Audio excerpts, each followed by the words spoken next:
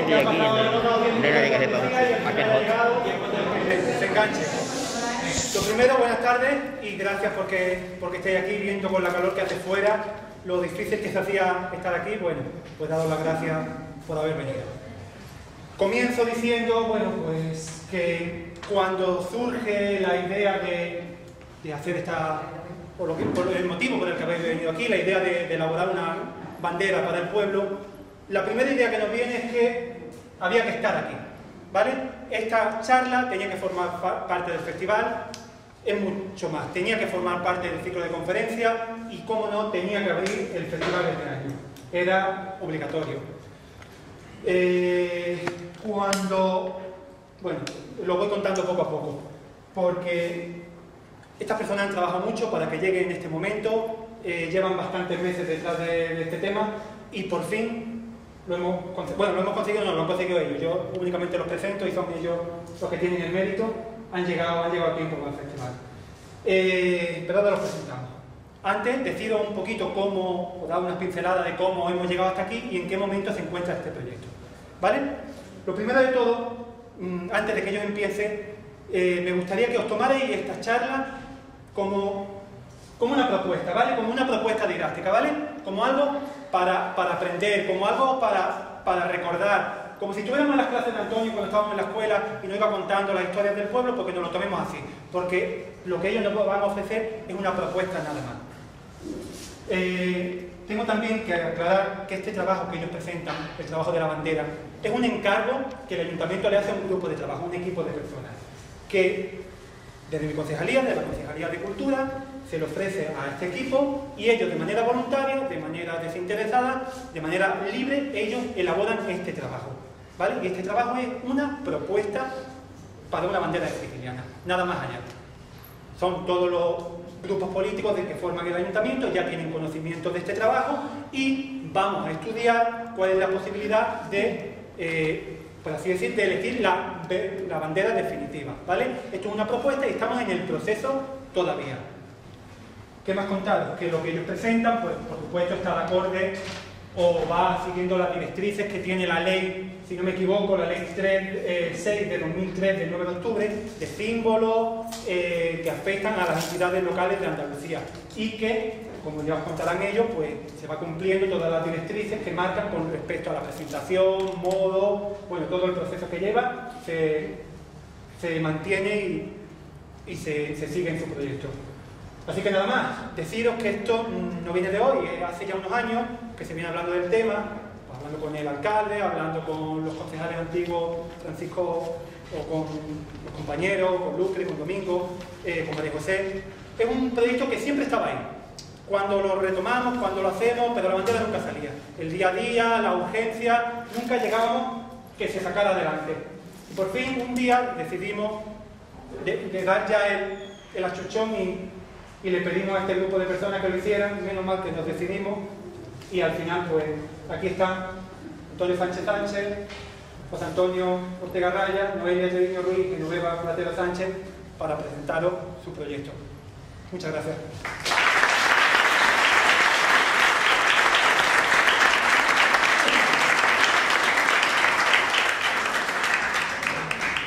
Bien, pues buenas tardes a todos.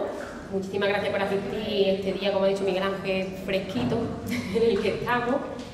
Y nada, como él ha comentado, vamos a proceder a explicar nuestro proyecto o nuestra propuesta de bandera que se nos encargó hace ya algunos meses. Este ha sido un trabajo, la verdad, que un poco arduo y la verdad que un poquito trabajoso. Bien, pues en esta presentación lo que vamos a intentar es explicar los procesos que se tienen que seguir a la hora de elaborar una bandera. Y a su vez también vamos a presentaros los símbolos que hemos elegido para esta bandera y explicar en qué contexto histórico se están basando, para que veáis el significado de esa simbología. Entonces, antes de que José Antonio pase a explicar esa parte, vamos a hacer un breve recorrido al marco histórico en el que nos hemos basado. Pues, ante todo, durante nuestro discurso, se van a utilizar diferentes términos que aquí presento ahora mismo y que sería conveniente aclararlo antes de empezar para que se entiendan bien cuando se vayan mencionando a lo largo del discurso. Pues en un primer momento aquí tenemos un morisco, que se supone el musulmán convertido al cristianismo, es decir, que ha recibido el bautismo, el muladí, que es cristiano convertido al islam, el mudéjar, musulmán que continúa con sus costumbres, ritos y creencias en territorio cristiano, mozárabe, cristiano que continúa con sus costumbres, ritos y creencias en territorio musulmán, cristiano viejo, que es el cristiano puro, nace, vive y muere cristianamente, y el cristiano nuevo, que sería aquel que procede de culturas distintas y que ha sido convertido al cristianismo. Entonces, una vez aclarados estos conceptos, vamos a entrar a lo que es el contexto histórico en el que lo hemos basado a la hora de proyectar esa simbología en la bandera. Pues bien, para ello vamos a comenzar desde las capitulaciones de Granada. Como bien sabéis, Granada era el último reducto musulmán existente en la península ibérica, después de 7 siglos de presencia musulmana en la misma. Los reyes católicos inician una reconquista de este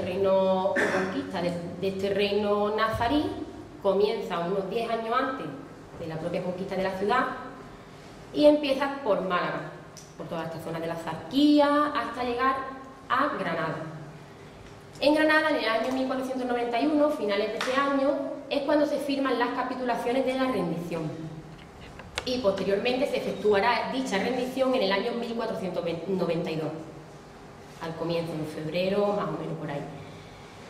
Entonces, ¿qué pasa ahora?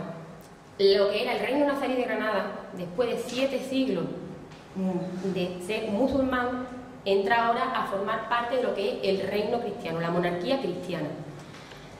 Los reyes católicos comienzan a poblar esa zona también con cristianos viejos, y en este momento nos presentamos con que existen dos culturas muy diferentes en un mismo territorio. Tenemos una cultura cristiana y una cultura musulmana, además muy aferrada a su tradición. También tenemos que tener en cuenta que es una etapa, es una época en la que la religión conformaba, digamos, lo que era la cultura de una sociedad, una civilización. Todo en la vida estaba marcado por la religión. Toda la vida cotidiana, los ritos, todo estaba mediatizado por esa religión. Entonces era bastante importante en ese momento. Tenemos que irnos a ese momento para comprenderlo. Pues bien, una vez que ya entran los reyes católicos a Granada, ahora ya hay que plantearse qué hacer con esos musulmanes que están viviendo en territorio cristiano. Pues en un primer momento, la verdad que se lanzan pragmáticas muy favorables a sus derechos y que le daban muchas garantías. Sobre todo también basada en la política que llevaba Fray Hernando de Talavera. Él era confesor de la reina y él abogaba por una aculturación de las sociedades. Él no creía que la mejor forma de convertir a una sociedad era a través de la imposición, que fuera a través de la imposición. Él abogaba por, como he dicho, por una aculturación, por un proceso lento, a través de una evangelización. Bien, pues durante unos años se sigue esta política encabezada por Hernando de Talavera. Se le dan muchas garantías de mantener sus ritos, sus costumbres y su religión a esos musulmanes que habitan en el reino de Granada. Sobre todo, además, nos vamos a centrar, hay que aclarar que nos vamos a centrar en el reino de Granada, que es lo que más o menos nos compete más, porque evidentemente la monarquía hispánica tenía un territorio bastante vasto, la reconquista ya llevaba muchísimos años, varios siglos, y el trato que se hace a los musulmanes en los diferentes reinos será diferente espacial y cronológicamente. Por tanto, nos vamos a basar, no vamos a entrar en eso porque si no estaríamos aquí 3 días de conferencia, y nos vamos a basar simplemente en el reino de Granada. Pues bien, esa política que se inicia de tolerancia hacia el elemento musulmán de Granada continuará durante varios años. Pero poco a poco iremos viendo cómo se va en retroceso. De esa tolerancia vamos en retroceso. Y cada vez se irá reprimiendo más a esta población, a este reducto.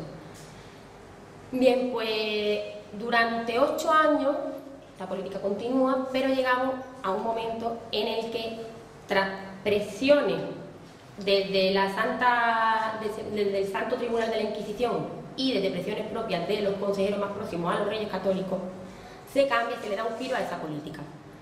Y entra a encabezar esa, digamos, esa empresa de aculturación, empieza a encabezarla, la encabeza Francisco Jiménez de Cisneros. Como muchos de ustedes sabréis, Cisneros no era tan tolerante como lo fue Talavera, Hernando de Talavera, y se empiezan a restringir algunos de esos derechos de los que gozaban los musulmanes.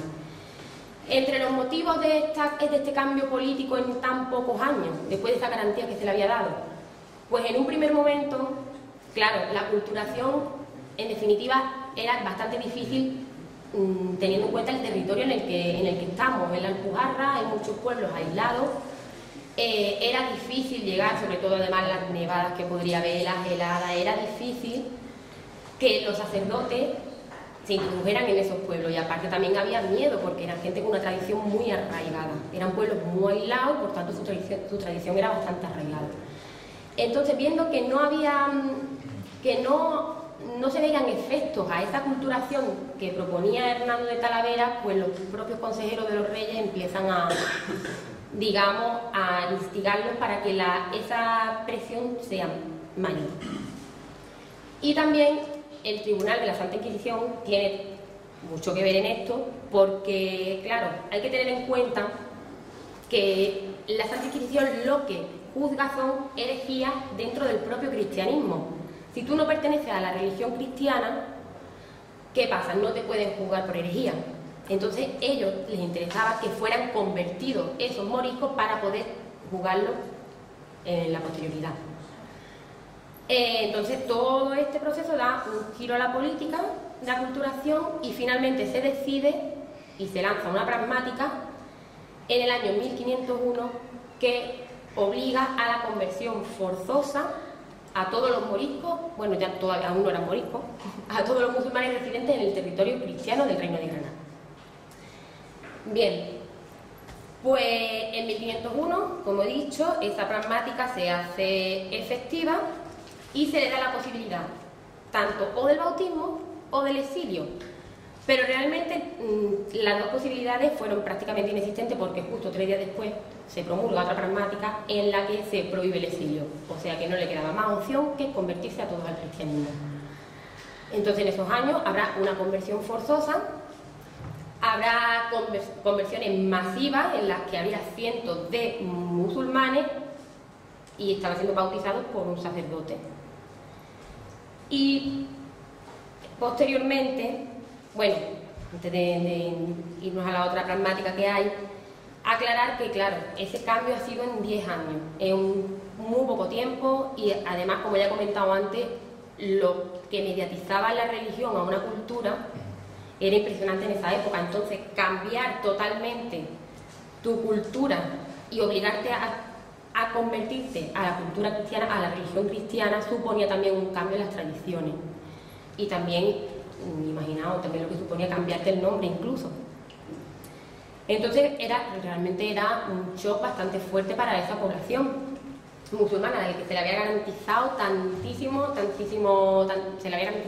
derechos. Bien, pues continuando con este proceso que se inicia ya de opresión y represión hacia el pueblo ya morisco, porque ya ha sido convertido al cristianismo, hay otra pragmática en el año 1516 del cardenal Cisneros en la que se prohibía a los moriscos practicar sus ritos, costumbres, incluso sus baños. Ya entraba en lo que era la vida cotidiana del propio morisco. En nada de tiempo, en menos de 20 años, ya se le estaba quitando sus propias costumbres, su tradición, su vida cotidiana. Bien, pues de todas formas esta pragmática es verdad que no llega a ponerse, no llega a entrar en vigor, porque también en la época de Carlos V tenía un vasto imperio, Carlos V tenía un imperio bastante fuerte, y la verdad que para él el morisco no suponía una amenaza real, es más, era como un elemento anecdótico dentro de su imperio y además que le daba multiculturalidad a su imperio, incluso simpatizaba con ellos. Por lo que se reúne una junta de moriscos con Carlos V y establecen que esa pragmática no será revisada hasta dentro de 40 años, evidentemente mediante pago. Entonces, pues, esa pragmática se queda ahí, se queda pendiente de revisión y los moriscos continúan convertidos ya, pero aún pueden mantener sus costumbres. Bien, Pues posterior a esto, a ver si no me dejo nada atrás, posteriormente a esta pragmática que no entra en vigor, como ya he comentado, bueno, aquí vemos lo que de la... bueno, hay muchísimos grabados de esa época, muchísimos relieves, impresionante la documentación que hay en esa época sobre este tema. Y bien, si entra ya a prohibirle sus costumbres, sus ritos, se mantienen unos años ahí como digamos de tolerancia y calma hasta que llega al poder Felipe II. Bien, aquí os pongo más o menos unos grabados que son del año 1529, los hace un alemán estudioso de los moriscos y en el que se ve pues ese tipo de ropajes, su vida cotidiana, sobre todo lo que llama más la atención es esos ropajes tan llamativos, que también además entraba mucho en contradicción con la austeridad y digamos lo sombrío que suponía el elemento castellano, ¿no? Castellano y aragonés. Bien, pues aquí veis varios grabados de la vida cotidiana de estos moriscos. Y ya entramos a cuando Felipe, después de esa época de tolerancia de Carlos V, llega Felipe II y llega el momento, porque ya han pasado unos 40 años, llega el momento de la revisión de esa pragmática que el cardenal Cisneros había promulgado. Se revisa esa pragmática y se decide que se va a poner en vigor. A pesar de ello, hay muchos consejeros de Felipe II que le recomiendan que no lo haga porque puede dar lugar a una rebelión o a levantamiento dentro del pueblo morisco. Sin embargo, esta pragmática se llevará a cabo, se pondrá en vigor y se prohibirá eso, sus ritos mortuorios, se le prohíbe también los ritos matrimoniales, se le prohíben los baños, incluso se les obliga en este momento a que mantengan sus casas abiertas los viernes, sábados y días festivos, porque si en algún momento hay alguna sospecha de que están practicando de manera oculta sus ritos musulmanes, puedan ser registrados y puedan ser denunciados ante el Tribunal de la Santa Inquisición. Claro, evidentemente ya entramos en lo que es los derechos personales de cada uno y la vida propia de cada uno, ¿no? Y la intimidad de cada uno. Evidentemente, tras esta pragmática, que ya entra en vigor, ya empiezan a surgir diferentes elementos ya levantiscos, digamos, ¿no? Ya empieza a surgir el sentimiento de rebelión. Ese sentimiento de rebelión también hay que aclarar que no es secundado por todos los moriscos del Reino de Granada. Evidentemente, cuando se levantan, los propios moriscos del Albaicín no secundan ese movimiento, porque creen que las represalias pueden ser mucho peores.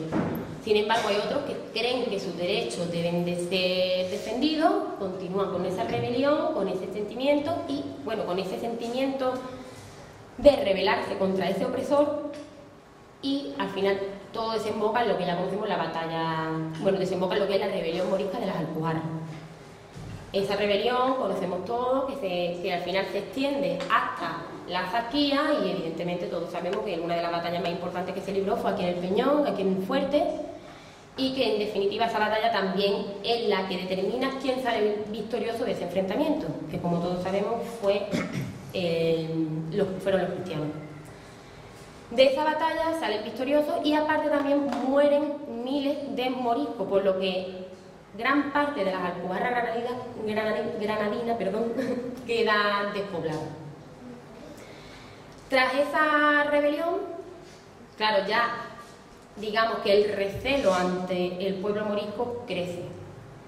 Crece y además también tenemos que tener en cuenta que en este momento ya no estamos en ese, aunque sigue siendo un imperio fuerte, el español, ya no está fuerte como con la época de Carlos V. Ahora en este momento el imperio turco está avanzando y es una gran amenaza. Y un elemento morisco, anteriormente musulmán, supone también una amenaza para aquellos que quieran verla. Entonces, claro, existía ese miedo de que se pudieran aliar en un momento dado con el imperio turco. Es por eso por lo que surge, ya tras la rebelión, surge esa animadversión ya extrapolada al máximo contra el elemento morisco. Bueno, con todo y con eso, Felipe II, haciendo honor a su nombre, al prudente, a su apelación, haciendo honor a eso, no toma medidas tan drásticas como las que se le proponían. Es más, en el año lo tengo por aquí apuntado, 1582, cuando se estaban firmando los tratados en Portugal para la anexión de este país, en Lisboa, se le hacen propuestas. Firmando estos tratados se llega a la conclusión de, bueno, se llega al tema morisco, se toca el tema morisco y le dicen que qué pasa con ese tema morisco, con ese elemento que tienen ahí propenso al levantamiento porque ya había sido unos años antes de la rebelión.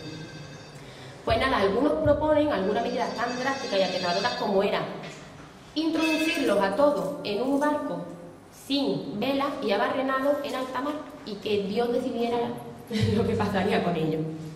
Entonces, claro, ya se estaba ahí gestando, digamos, como una eliminación total del elemento morisco. Sin embargo, Felipe II es prudente y decide darle otra oportunidad. Lo único es que lo que había decidido él, o la medida que había tomado, que había llevado a cabo después de esa rebelión, fue dispersar a todos los moriscos que quedaban aún en el Reino de Granada, dispersarlos por el resto del territorio de la monarquía. Eso también, a su vez, ya crea contradicciones.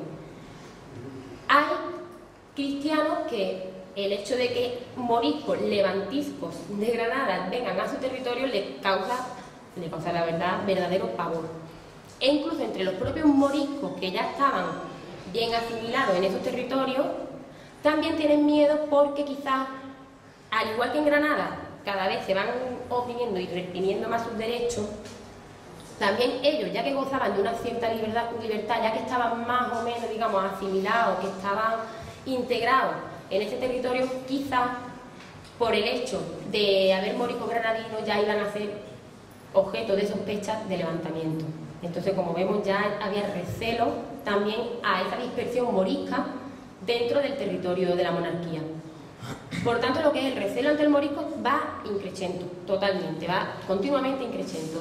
Ya vemos como desde 1491 y ya la rendición de 1492, cómo se le dan todos los derechos y todas las garantías, y cómo ya en el año, ya adentrado en el siglo XVI, casi finales del XVI, ya vemos como en menos de 100 años están perdiendo todos sus derechos y todas esas promesas que le hicieron ya no existen. Finalmente, pues eso, se va gestando ese miedo al morisco y finalmente, ¿qué ocurre? Pues que llegando Felipe III el Piadoso se decreta la última pragmática, la pragmática de expulsión. Aquí ya también la historiografía es muy amplia, se posiciona en un punto de vista, otros en otra, pero bueno, más o menos yo voy a hacer un breve repaso. Felipe III asistió además por el válido el conde de Lerma. En un primer momento, la verdad que no se plantea lo del exilio total de los moriscos, pero incluso el conde de Lerma se manifiesta a favor de que continúen en el territorio español, pero en unos años cambia totalmente de postura, pasamos a la postura totalmente contraria, se decreta la expulsión de los moriscos. En el año 1609 ya se decreta. Ese cambio de opinión en el conde de Lerma, ¿a qué se debe? Se puede deber a presiones de la Santa Inquisición, de los señores. ¿Por qué? Porque en ese decreto de expulsión total ya también lo que se estipulaba era que los terrenos y los bienes que pertenecían a esos moriscos pasaban a formar parte de la monarquía, de los señores y del Santo Tribunal de la Inquisición. Claro, hay muchos que ven en este hecho que fuera normal que el conde de Lerma cambiara de opinión a favor de quedarse con esos bienes de esos moriscos para la corona española, porque pasaban a ser bienes de la corona.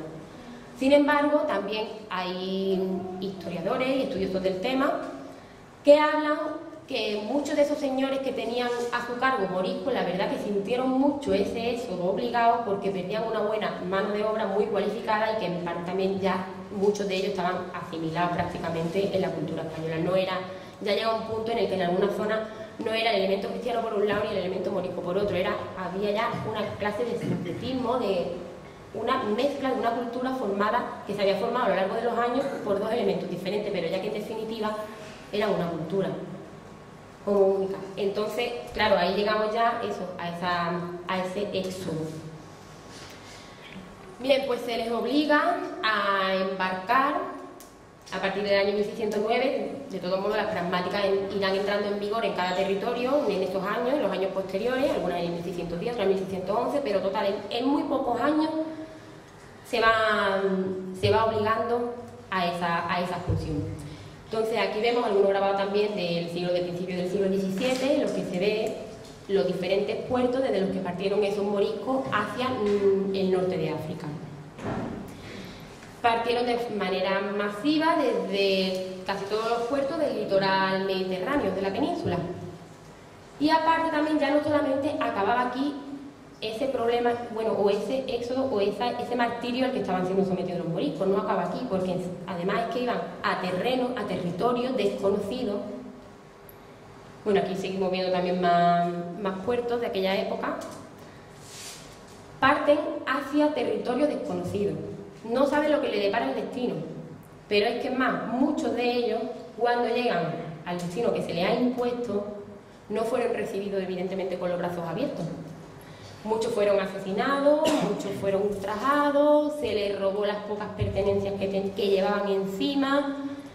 O sea que también ya la odisea no acababa simplemente ahí después de la expulsión, sino que la odisea de estos moriscos continuó posteriormente para poder encontrar un territorio y establecerse en un territorio. Entonces, pues nada, para finalizar lo que es mi intervención, pues un breve resumen, que como hemos visto desde 1491, esas garantías que se le dan a esos moriscos, cómo va esa opresión creciendo, esa represión creciendo, cómo se les impone una cultura y cómo al final acaba de manera tan trágica como es un éxodo obligado. Y ese éxodo obligado. Y en definitiva, pues nada, como después de casi 900 años viviendo en el territorio peninsular, que ya era muy de aquí, como se les obliga a irse de aquí. Y nada, ya para finalizar, pues eso, después de este breve marco histórico que hemos hecho, este contexto histórico, ahora ya José Antonio, o Pepe, va a pasar a explicar los elementos, bueno, va a pasar a explicar en un primer lugar los pasos a seguir para elaborar una bandera, los símbolos que hemos escogido para esa bandera, qué significan cada uno de ellos, y lo que pretendemos es con esta introducción es que entendáis y comprendáis en qué nos hemos basado para elegir esa simbología que queremos representar ahí. Y nada, pues muchísimas gracias por venir.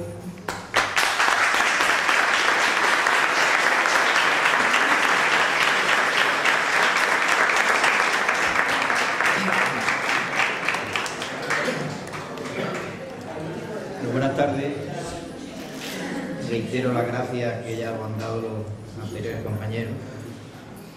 Vamos a tratar, como han dicho ellos, de explicar todo el proceso que hemos empleado desde el encargo que nos hizo el concejal Miguel Ángel para la elaboración de este proyecto hasta su exposición que hacemos aquí en el día de hoy, ¿no? Lo vamos a intentar hacer desde un punto de vista, como él decía, didáctico al objeto, ¿no?, de que sea más o menos entendido por todos. Como bien dijo al comienzo el concejal, todo el marco legal en el que se basa la adopción de símbolos por parte de las entidades locales está regulado en la ley 6/2003 del ámbito autonómico, ¿no? Uno de los requisitos que se determina para la adopción de esos símbolos es que estén basados digamos, que estén sustentados por un hecho histórico de relevancia, bien sea histórico, bien sea basado en las costumbres o las tradiciones o en lo que es el propio entorno del municipio en cuestión, ¿no? Nosotros, como ha explicado ya también Noelia, nos ha parecido de justicia tomar como eje para la elaboración, ¿no?, para la creación de la bandera, lo que fue ese periodo de coexistencia de estas dos civilizaciones, de ese periodo desde el punto de vista humano, de esa dramática intolerancia hacia la minoría morista y digamos esa contingencia, ¿no?, que tuvo lugar dentro del reino del Reino de Granada, al que, como sabéis, pertenecimos en el siglo XVI.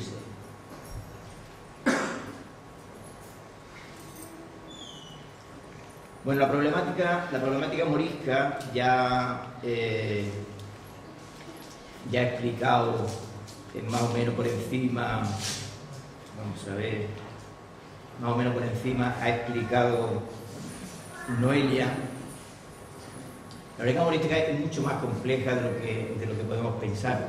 Ni en 20 conferencias que demos como esta, nunca llegaremos a ninguna conclusión definitiva sobre esto. A pesar de que, digamos que a nivel de calle, aquí el conocimiento que tenemos de la realidad morisca pues está reflejado en el legado, que es el legado que está reflejado en nuestras calles, en nuestro propio casco histórico y en nuestros campos, en los sistemas de regadío que heredamos, los antiguos sistemas de regadío que heredamos de aquellos moriscos, ¿no? Otro conocimiento que tenemos de esa realidad, entre otras cosas porque don Antonio nos lo ha enseñado en la escuela, fue ese pasaje, pasaje bélico que tuvo lugar en el fuerte y que fue, digamos, la batalla que dio origen a la puntilla, que dio origen a la desaparición de la temática musulmana en el Reino de Granada. Bueno, a pesar de que este hecho al que hacemos referencia, la batalla del Peñón, ya de por sí tiene importancia en sí mismo, no queremos redundar en algo que ya está, digamos, representado en lo que es nuestro escudo heráldico, ¿no? El escudo heráldico municipal. Después de todo lo que ha dicho Noelia en el tema de esa coexistencia de cultura, de civilizaciones en el Reino de Granada, se nos plantea la siguiente pregunta: ¿cómo podemos representar en un trozo de tela todo ese episodio, ¿no?, de intolerancia, de opresión, de ultraje que dura más de un siglo? Pues efectivamente pensamos lo mismo que están pensando ustedes ahora mismo. Eso es materialmente imposible.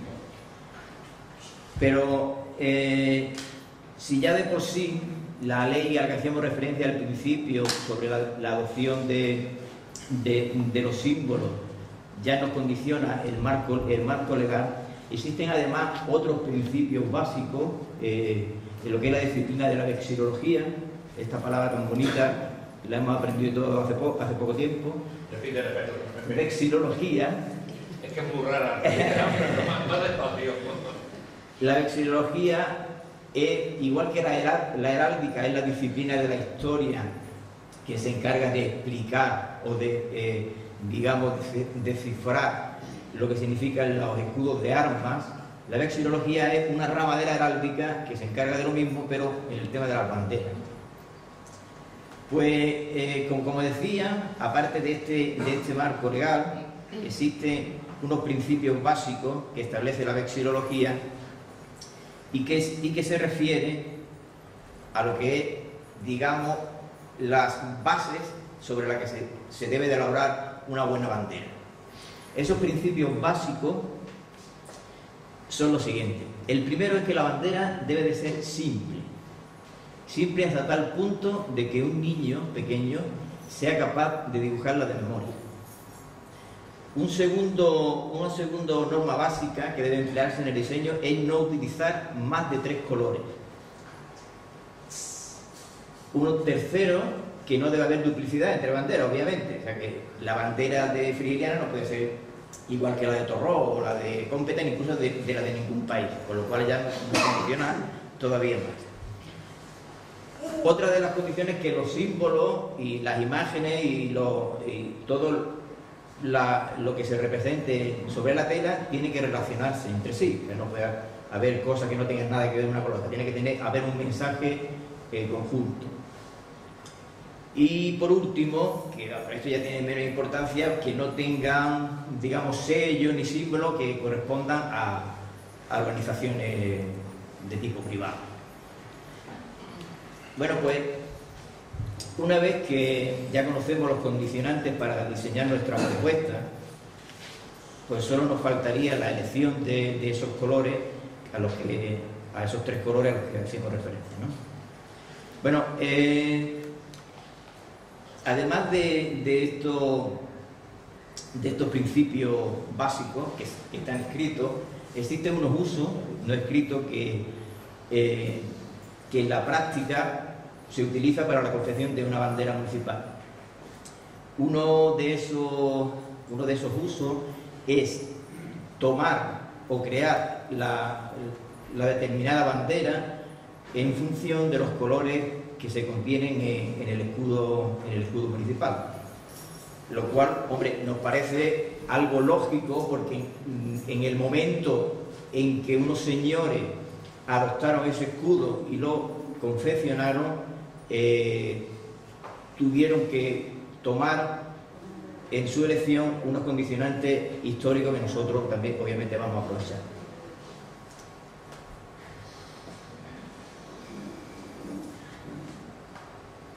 Ya por curiosear por ahí, antes de hacer nuestra bandera, hemos visto que otros pueblos limítrofes, por no ir más lejos,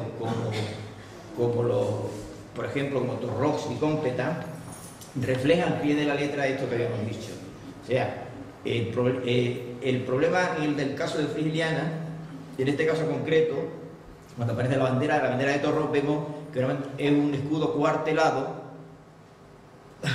perdón, de color rojo, uno de los campos y otro azul. Ellos hacen una visión simple, ponen la mitad de la bandera de color azul y la otra rojo, ¿no? En el caso de Cómpeta es exactamente lo mismo. Es un escudo cortado, también corta la bandera, la mitad superior azul y la siguiente. Más simple no creo que pueda ser. Lo que ocurre es que nosotros no podemos aplicar esa misma regla de 3, porque si lo hacemos, sabéis que nuestro escudo es también un escudo cortado, que la parte superior, digamos, es roja y la inferior blanca. Si hiciéramos esto, pues correríamos el riesgo de tener una bandera preciosa también, pero igualita a la del Principado de Mónaco o de Indonesia. Y si invertimos el orden, pues tendríamos la bandera de Polonia. O sea, por tanto hay que buscar otro tipo de solución. Pero en concreto, ya para intentar crear la bandera, vemos que el escudo de Frigiliana fue diseñado y aprobado en 1964 y fue oficializado y registrado por el Real Decreto 3942/1964 del Boletín Oficial del Estado del 26 de noviembre. La descripción que se hace de ese escudo en ese Boletín Oficial del Estado, previo dictamen de la Real Academia de la Historia, dice textualmente lo siguiente: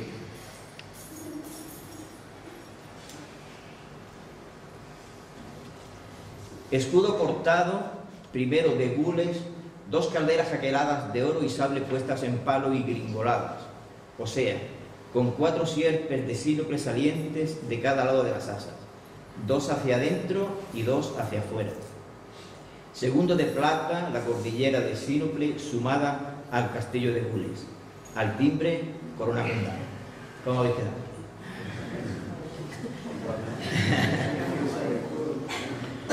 Bueno, voy a intentar hacer una pequeña explicación utilizando el lenguaje en román paladino,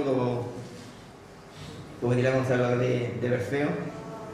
Vemos que el escudo cortado significa que está partido en dos en forma transversal, con lo cual lo divide en 2 campos.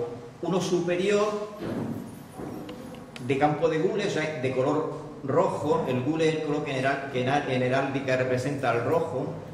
2 calderas puestas en palo, o sea, en el centro de ese campo, y gringoladas.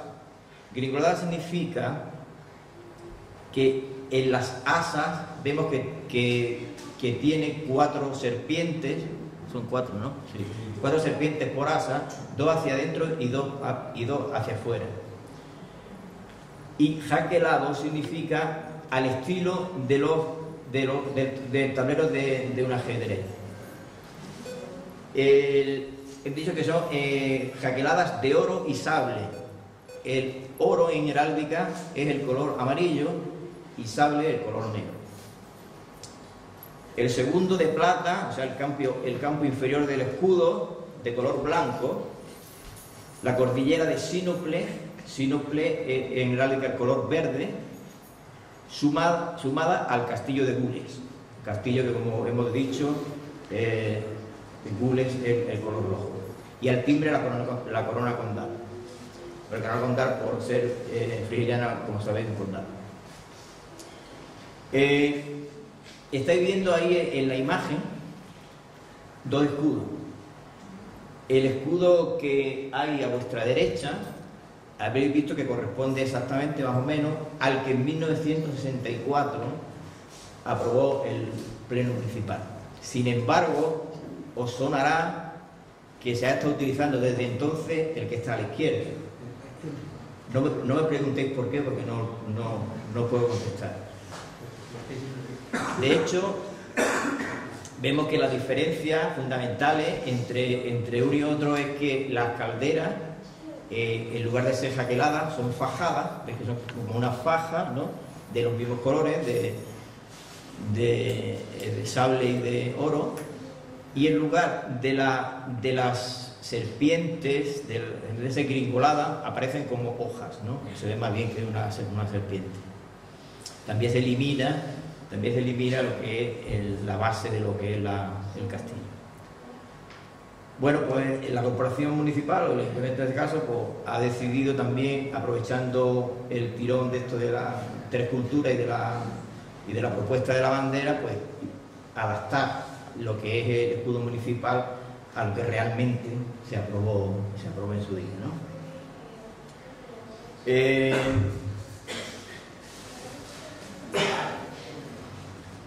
Entonces, como decíamos que íbamos a trasladar los colores del escudo al proyecto de la bandera que presentamos, vemos a simple vista que los colores dominantes en el escudo son el rojo y el blanco, por ser los campos donde se representan los símbolos. En este caso, en la mitad superior, las armas de arriba corresponden a la familia Manrique de Lara, como sabéis, conde de Frigiliana, señores antes antes de 1630, y en el campo inferior vemos la cordillera representando lo que fue, y el castillo representando lo que fue la batalla del Fuerte. Bueno, esos dos primeros colores, junto con el verde, que es el que más abunda en el campo inferior, son los 3 colores que hemos adaptado para la concepción de la bandera. Como recordaréis, eran 3 los únicos colores que se podían adoptar.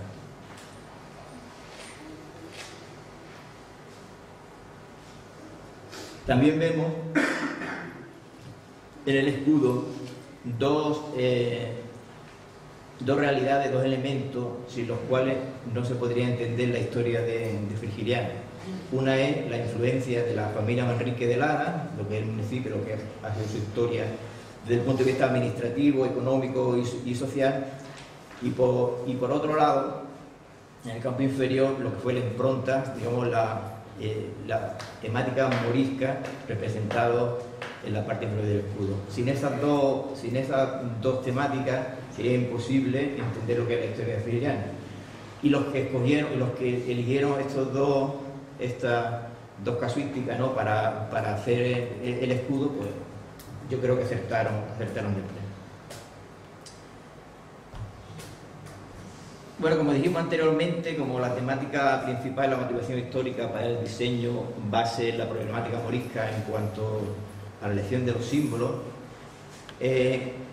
hemos estimado conveniente de elegir el rojo como el campo que representa, digamos, las armas de los Manrique de los Manrique de Lara.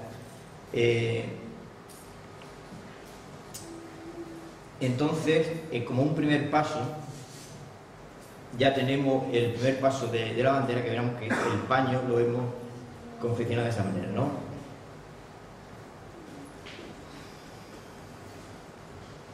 Vamos a disponer sobre la tela los dos únicos símbolos. El primero de ellos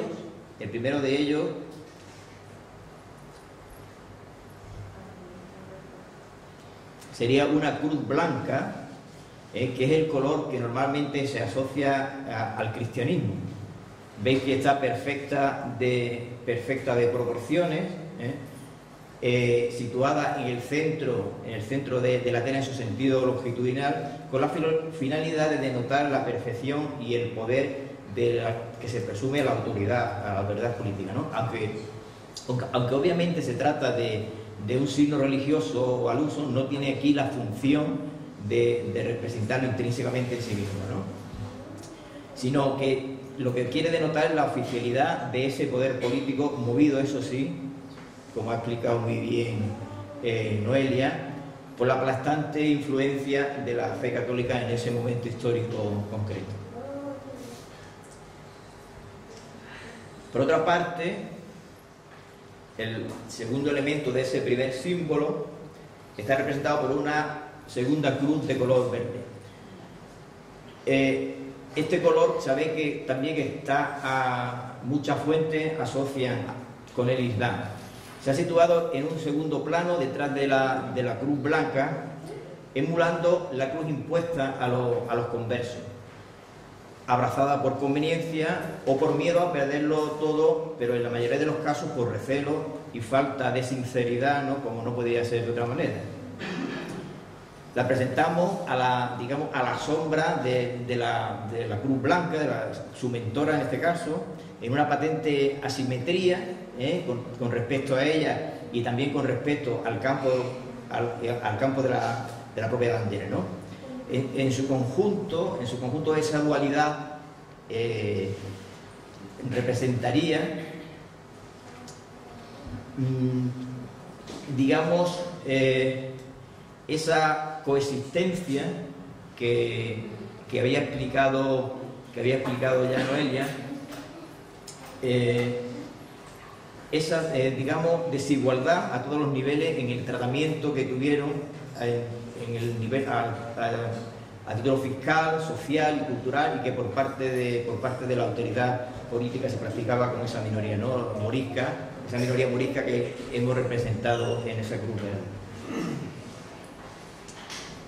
Bueno, también queremos expresar aquí ese matiz de la coexistencia entre ambas culturas. Lo planteamos como un paralelismo físico entre ellas, expresando una imposibilidad de coincidencia de planteamiento y, por supuesto, y mucho menos ni de dogma, ¿no? Por más que esa existencia se prolongue en el tiempo. Recordando aquel principio de la geometría, ¿no? De que dos líneas paralelas nunca llegarán a encontrarse.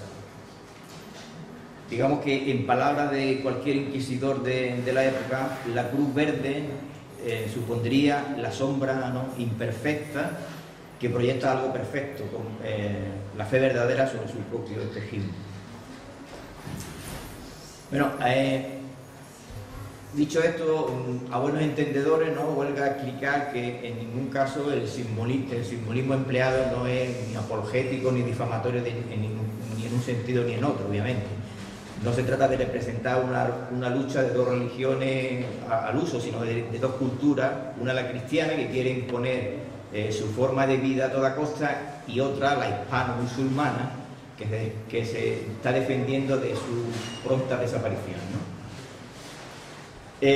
Por último, tenemos un segundo signo formado por tres lunas. Esas tres lunas la tomamos como una referencia directa a la rebelión. La representamos como un desencadenante que viene dado por la propia semiótica contenida en las cruces, ¿no? Y representa, digamos, el único camino, la única alternativa que inevitablemente le dejan al pueblo morisco y por extensión a cualquier pueblo, ¿no?, que se sienta vilipendiado en los términos que hemos conocido. Se han dispuesto en la posición que en heráldica se llama decreciente contornado, o sea, con los cuernos apuntando al batiente de la bandera, por ser esa la posición que simboliza el decaimiento de fortuna, pero con la esperanza de recuperarla en algún momento. Este símbolo no es gratuito, lo hemos adoptado del libro sexto de la obra de Mármol Carvajal, La rebelión y castigo de los moriscos del Reino de Granada, y el pasaje histórico este en concreto se localiza en la plaza de Canillas de Aceituno unos días antes de la batalla del Fuerte.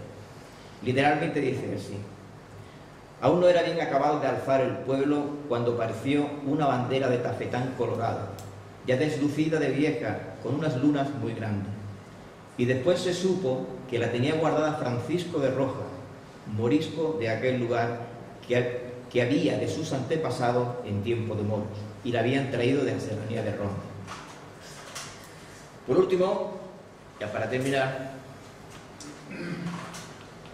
incluimos el escudo municipal, que aunque no forma parte en sí de la bandera, sí es un elemento que le da cierto equilibrio, ¿no?, y empaque al conjunto. Pues bien, esa es nuestra propuesta para la bandera de Frigiliana. Somos conscientes de que esta propuesta va a suscitar, y de hecho ya está suscitando, cierta polémica tanto en la calle como seguro que aquí mismo ahora en la sala, pero no porque sea estéticamente más fea o más bonita, atractiva o no, sino simplemente eso para nosotros ahora no es lo que menos nos importa. Aunque sabemos que al final es lo que va a suponer que esta propuesta prospere o vaya directamente a cualquier papelera del ayuntamiento. Lo que queremos decir con esto, por lo de la polémica, responde más bien, no digamos, como hemos dicho, a la estética, sino a la utilización de la simbología, ¿no? Queremos dejar claro que nada de este trabajo ha sido arbitrario, ¿no? Confesamos que ha existido, por nuestra parte, una cierta intencionalidad en llamar la atención sobre esto. Hubiéramos podido optar por no asumir ningún tipo de riesgo en el planteamiento, pero corríamos también el riesgo de provocar la indiferencia. Y entonces eso es lo que nunca hemos pretendido, ¿no? Si no hubiéramos querido asumir ningún riesgo, o simplemente hubiéramos hecho lo que hemos dicho antes, ¿no? Hubiéramos puesto el escudo del municipio en la bandera de Indonesia y aquí país después gloria, ¿no? Bueno, pues quizá ya por último suene a presunción, suena a presunción, pero pretendemos que la observación de la bandera transmita algo. No importa que transmita algo positivo o negativo, pero por lo menos una inquietud, una duda, cualquier cosa, cualquier tipo de sentimiento, menos indiferencia. Con total seguridad nadie va a interpretar algo tan complejo y a la vez tan simple como lo que hemos explicado aquí. Y eso es precisamente lo interesante de cualquier tipo de manifestación, ya sea artística o simbólica, como en este caso, ¿no? Lo importante no es lo que nosotros queremos decir, sino que lo que cada uno de vosotros interpretéis cuando la veáis, y que no va a coincidir, obviamente, no va a coincidir entre todos, no va a coincidir nunca unos con otros, ¿no? Yo creo que si pensamos que si realmente somos un pueblo diferente, si todo el mundo dice que lo somos, nosotros tenemos el deber de creerlo. Y si tenemos cosas diferentes a los demás, y por tanto también podemos tener una bandera diferente a los demás, que no tiene por qué ser esta, pero sea cual sea, que provoque cualquier cosa menos indiferencia. Muchas gracias.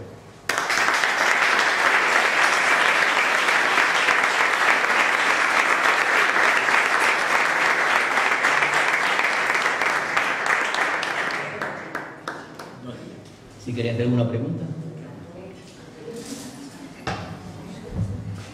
Claro. Bueno, pues ya podéis comentar por ahí, por los bares, por los sitios que ha aparecido.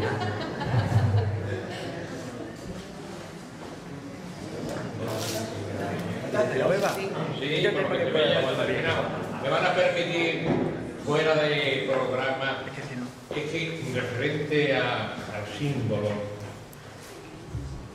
bueno, yo tengo que a dos símbolos. En el momento en que la corporación municipal apruebe esto, si lo aprueba, ¿no? Pero faltaría el tercer símbolo, que sería el himno, ¿no? Sería que alguien de aquí de Frigiana arrancarse y poner un himno, está el himno nacional, o el Andalucía, o el himno de la región, ¿no? Y como es natural, pues tendría que hacer referencia a algo nuestro. Yo lo considero eso como una cosa interesante, ¿verdad? Nos olvidamos de aquello de la Dios Frigiana hermosa, Dios Cuesta del Manchego y todas esas cosas, ¿no? Pero sin algo de Lo que sí quiero decir es que esto ha llevado un tiempo, ha llevado un trabajo. Nos hemos reunido varias veces, los que estamos aquí, también con la colaboración de Miguel Ángel y algún que otro. Y no está hecho esto, diríamos, de una manera caprichosa, ¿no? Esto es más serio, Pepe ya lo explico muy bien, no es lo mismo. Ese color rojo del fondo que tiene la bandera está basado precisamente en el color de los Manrique de Lara, que saben ustedes que fueron los primeros condes de aquí. Después la cruz blanca sobre la cruz verde, pues son precisamente los dos pueblos que hubieron, ¿no?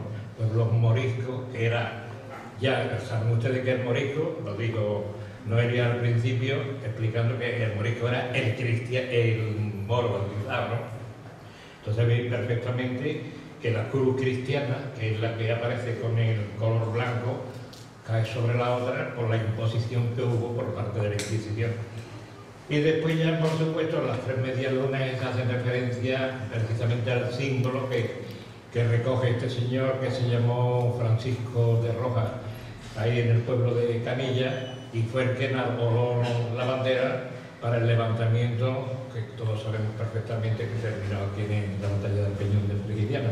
Y la bandera que sacó este señor precisamente era también de color rojo y llevaba las tres medias lunas que quizás puestos. Las medias lunas no están tampoco puestas de manera caprichosa, no están revoleados y se han quedado ahí pegadas, ¿no? O sea, el sentido que tiene hacia el poniente sería distinto que si lo tuviera hacia el levante. Y otro elemento que yo creo que lo adorna mucho ha sido el escudo. Ese escudo se aprobó en el año 1964, o sea, hace ya 50 años, en diciembre del año 64. Y poco a poco ha ido degenerando porque el escudo es cortado, termina en punta, y así termina al principio, pero unas veces porque lo han retocado. Otras veces yo recuerdo que en el año 83 vino un señor muy dado también esto de la heráldica y propuso al ayuntamiento, concretamente estaba José Manuel Acosta de alcalde del municipio, que haga algunas cosillas, y le tocó un poco. Ya han visto la comparación del escudo anterior con este, que es el que finalmente va a figurar en la bandera. Así que esa era la única aclaración que yo decía. Bueno, también se me olvidaba que hay personas que piensan que hacen una bandera y dicen, bueno, esto se coge como decía uno el otro día. A nosotros no nos llaman aguanosos, pues tenemos que sacar una bandera aguanosa. ¿Y qué consiste una bandera aguanosa?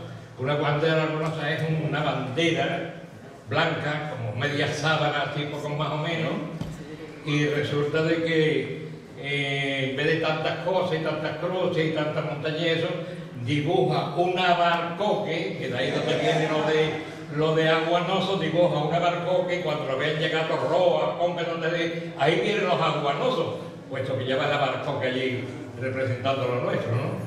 En fin, quiero decir con esto que a mí me parece curioso, no porque yo haya participado, además el trabajo gordo lo han llevado, hay que reconocer en justicia, lo lleva Pepe y Noelia, yo he asesorado, a mi parecer también, y yo creo que ha quedado bonita. Ahora ya son ustedes los que tienen que discernir si es o no es. Todo está basado en la historia, ¿no? O sea que aquí no hay nada de mácula ni nada de particularmente fulano, pero eso es todo histórico. Todo lo que hay ahí. La corona condal del condado, las candelas de los Manrique de Lara, el color rojo también de los Lara, el castillo, que hace referencia precisamente al castillo árabe que hubo desde el siglo IX, y la cordillera del fuerte donde se da la batalla. Así que yo creo que ha plasmado todo lo fundamental de nuestra historia. Así que... Hay otra cosa bien histórica, pero anecdóticamente histórica. Alguien por ahí, yo supongo, que cuando se ha visto la bandera, quizás le ha recordado la Icurriña, ¿no? Bueno, pues como curiosidad, os tengo que contar que el actual conde de Frigiliana es vasco. Se llama Ignacio Sainz de Ignacio Sainz de la Maza y Barra, y nació en Bilbao. O sea que yo creo que estaría encantado de que la bandera de donde es conde, de su condado, le recuerde a la bandera también de su tierra, ¿no? Eso es de la cosecha de Pepe. Es el noveno conde de Frigiliana. El señor conde de la Maza, que reside en el pueblo de Araal, ese se llama Leopoldo Sainz de la Maza, y está casado con la condesa de Ibarra, que es vasca. Pero en 2003, en el año 2003, siempre fundió. Desde 2003 tiene, vamos a un debate aquí, en el año 2003 su hijo Ignacio, además está publicado en el boletín oficial, es el noveno conde de Frigiliana y nació en Bilbao. Su mujer se llama Consuelo Herraiz y nació el 24 de septiembre de 1964. El tío es más nuevo que yo. Muy bien, no vamos a meter el debate. Yo tuve la tarde en el año 63. Pues invité a la señora condesa de Frigiliana, la señora de Ibarra, bueno, invité a él, al conde de la Maza, y entonces ella me contestó: esta gente saben ustedes que tiene una letra muy especial y unos papeles especiales. Bueno, esto lleva un montón de cositas muy bonitas y todo eso, ¿no? Y le invité a que viniera a la feria nuestra cuando... ¿Cuántos años? Pues eso fue en el año 67, pues justamente. Me llamaba Leopoldo, ¿no? Y tú era Leopoldo, bueno... ¿Qué quiere que dure hasta ahora? Hombre, yo qué sé, aquella mujer estaba como nueva, estaba casi como yo. Ese era el octavo conde de Frigiliana. Este que ahora el noveno. Sí, pues ese ha pasado, ya no me han dicho final. Bueno. Lo que pasa es que tiene que comprender que hoy día la importancia de Wikipedia, la que hago en la enciclopedia de la luz, ya está de tamaño. Bueno, pues nada. No, yo quiero preguntar. Sí.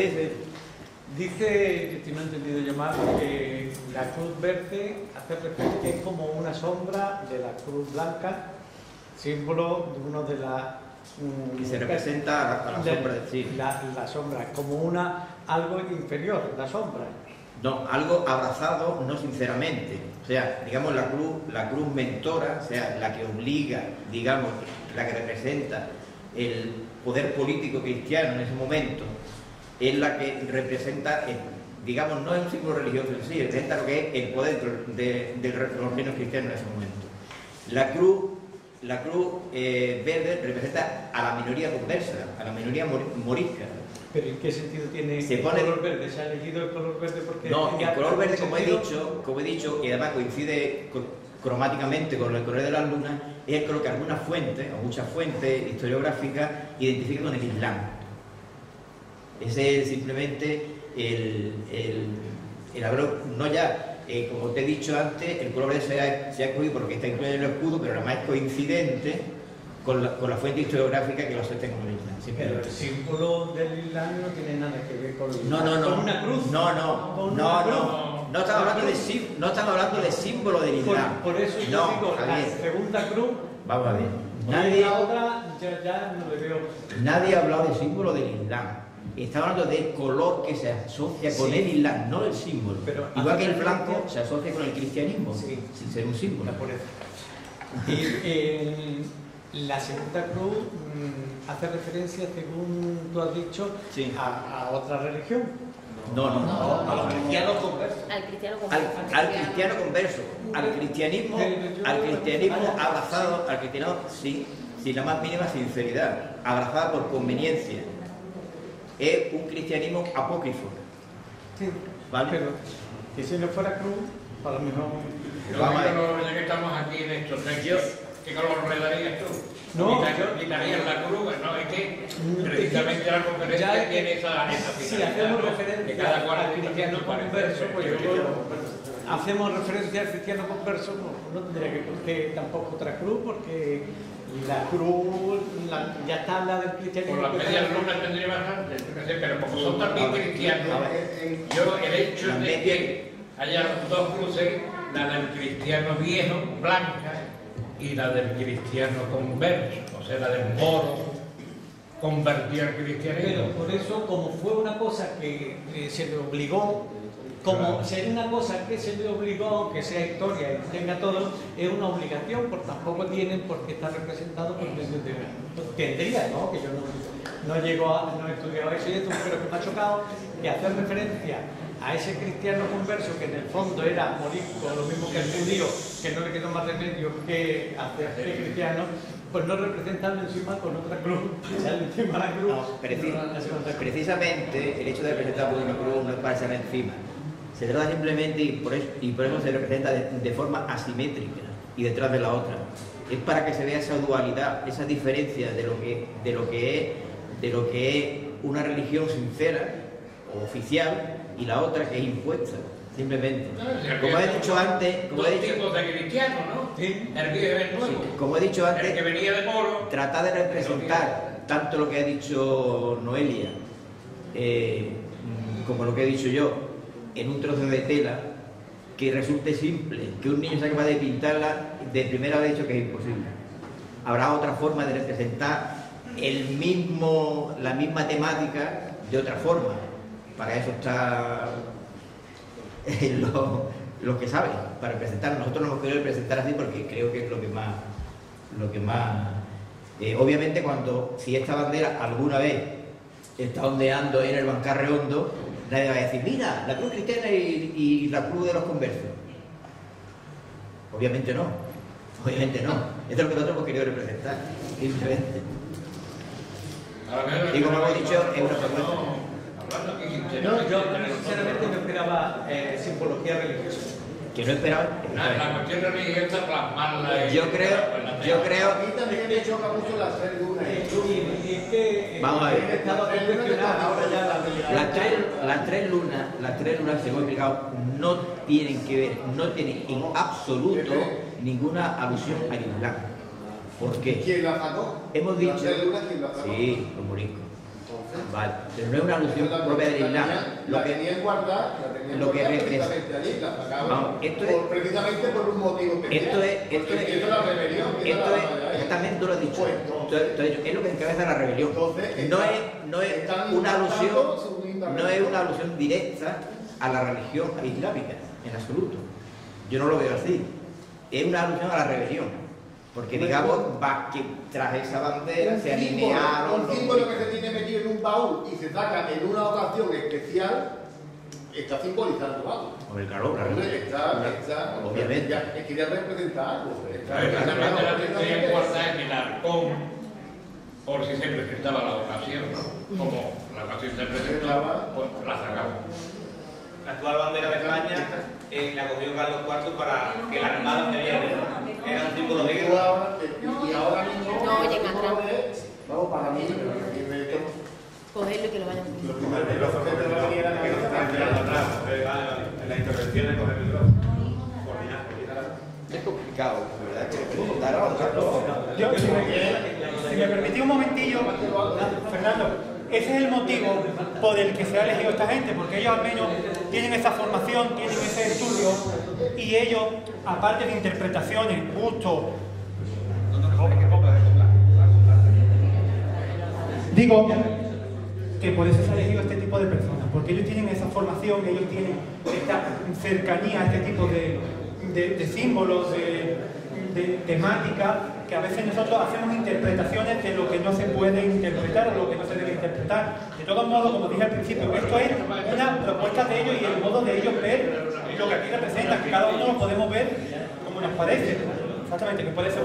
Pero, claro que sí, lleva la razón, pero te quiero decir que más, en este caso a mi favor, cuando se elige a estas personas, porque ellos son los únicos que pueden, los únicos no, ellos tienen ya la capacidad o la actitud para representar y para plasmar este tipo de símbolos o hacer la interpretación que se puede hacer, pero como he dicho antes, cuidado, es su propuesta. Y lo que estaba hablando... Sí, pero lo que yo refiero es que tú interpretas ahora mismo, cualquier persona del pueblo y no tengas estas explicaciones de esta bandera con las 3 medias lunas, lo primero que dicen... Cuidado, el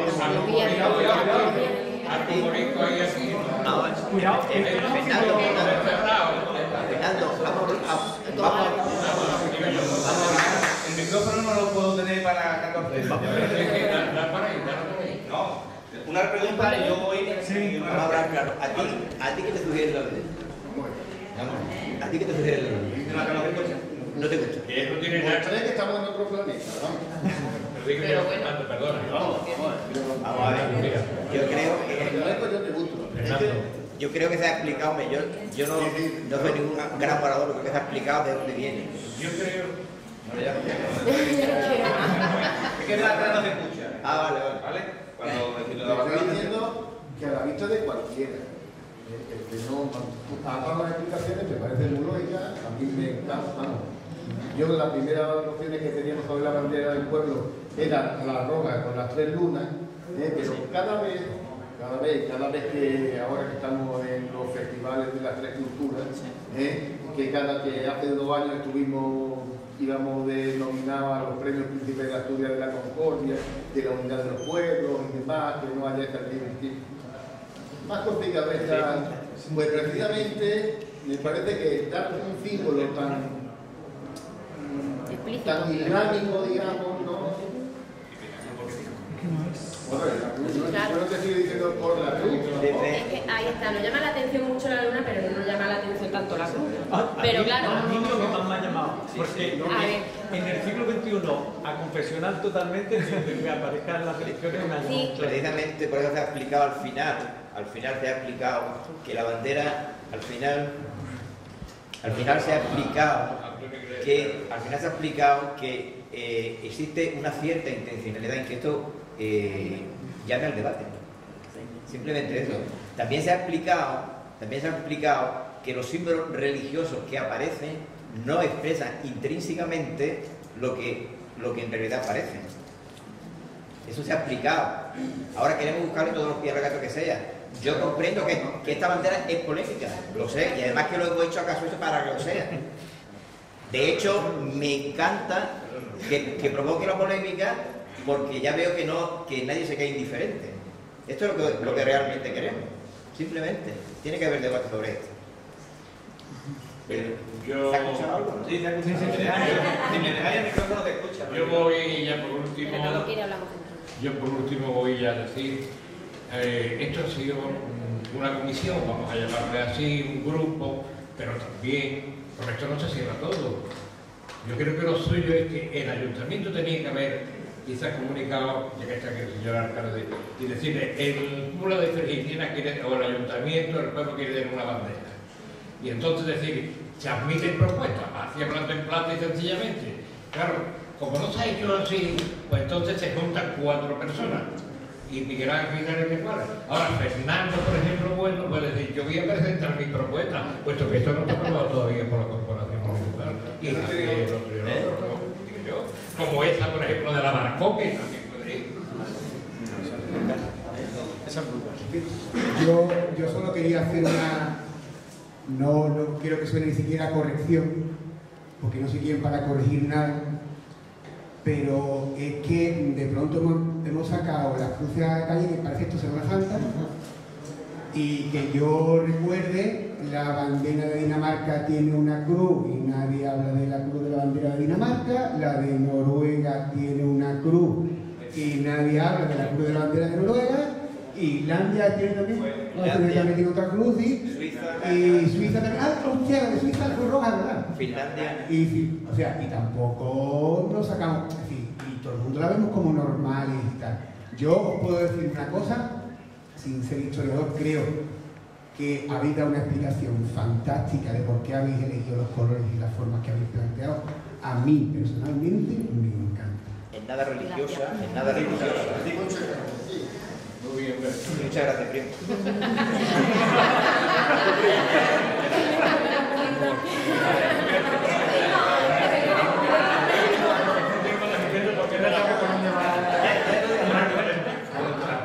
Como eso ha surgido el debate, yo creo que es bueno, como dice Pepe, pero yo creo que Miguel Ángel lo ha explicado anteriormente muy bien. Desde la Concejalía de Cultura, ya venimos desde años atrás, desde que Francisco era concejal de Cultura, valorando cómo hacer una posible bandera, porque sabíamos que esto era complicado, esto no era tan fácil, iba a generar polémica. Pero hay que tener claro que, evidentemente, esto es una propuesta que el equipo, la corporación actual, a partir de hoy, punto de partida para ver qué se va a hacer con esta futura bandera, pero lo que está claro es que no puede ser una propuesta cualquiera a libre albedrío de cualquier ciudadano, porque la ley exige que lleve un informe pericial de historiadores, geólogos, etcétera, que tiene que ir acompañado de estas leyes que hay sobre banderas, como bien ha explicado Pepe Ortega. En fin, que esto no es cualquier ciudadano que presente un diseño, un dibujo, esto se va a aceptar, porque legalmente no se puede aceptar. Dicho lo cual, yo me alegro también como Pepe de que seamos indiferentes, o sea, que queremos un debate, porque que hablen de uno aunque sea malo. Yo no sé qué decir, Antonio habla de las banderas que llevan cruces. La bandera de Gran Bretaña, del Reino Unido, miradla, lo miráis y lleva la unión de Inglaterra, de Escocia y de Gales. Inglaterra es una bandera blanca con una cruz roja, Gales es azul con un alpa y Escocia. Y se simboliza. Es lo que entonces, claro, es complicado porque cuando vemos la cruz y la media luna, sería, tendemos a pensar, ¿no? En el Islam, en el cristianismo, pero para mí, que la estoy viendo ahora también, a mí me gusta por eso, porque al final tiene que contar la historia de nuestro pueblo. En la historia de nuestro pueblo, pues, pero los moriscos introdujeron la religión católica que se ha impuesto en toda España, en toda Europa, y podía haber abarcado mucho más, porque si hubieran tenido datos de la época romana fenicia, la misma hubieran puesto más en la bandera, pero los datos más fehacientes, que todo el mundo conoce a Sevillana, es la batalla del Peñón. Todo el mundo nos conoce por eso y todo el mundo nos llama moriscos a los de esta zona. Entonces, tampoco podemos avergonzarnos de lo que hemos sido. ¿Seguir más, Rey? Bueno. Espera.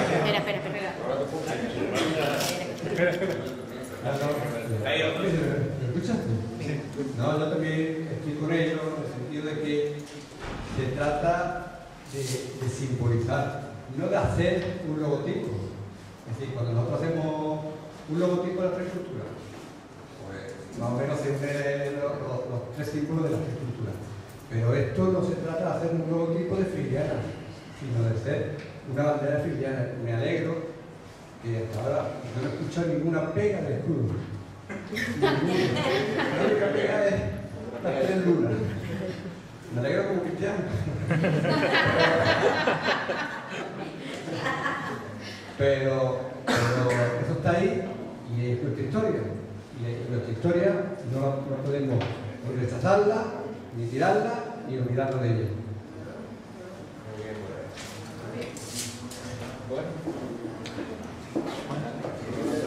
Pues si no tenéis nada más, cerramos.